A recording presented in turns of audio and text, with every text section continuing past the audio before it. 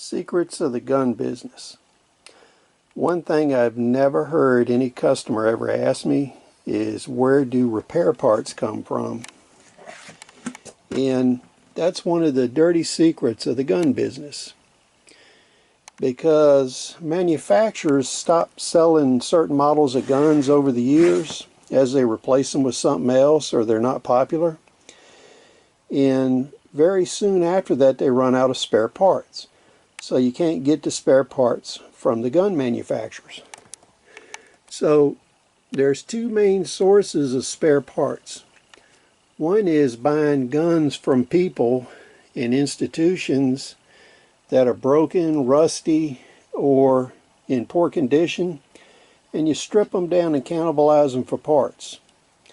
The thing is, there are certain parts that break in guns much more often than others, so you end up with a lot of parts that people don't really want. Now, another source of parts, and one of the biggest, is police departments. And people will look at you like you're crazy.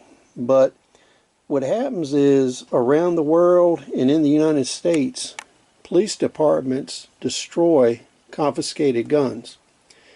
In the state of North Carolina, most times they won't even look to see if a gun they recovered is stolen and who it was stolen from. They just destroy it. Some departments will sell confiscated guns to licensed dealers and manufacturers in working condition, provided they're not NFA weapons. So if they're machine guns or sawed-off shotguns, they won't sell them to you in operational conditions. And a lot of times these will go at auction, or in the past I have traded machine guns and ammunition to police departments for their confiscated weapons. So they use those as a form of payment.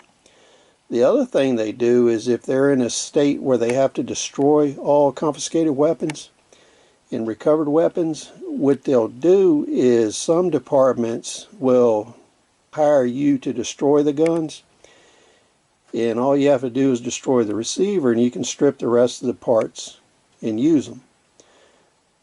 In some instances, they will hire you to do this work and sell the remaining parts for them, and the company doing the destruction will get 10 or 20% of the receipts.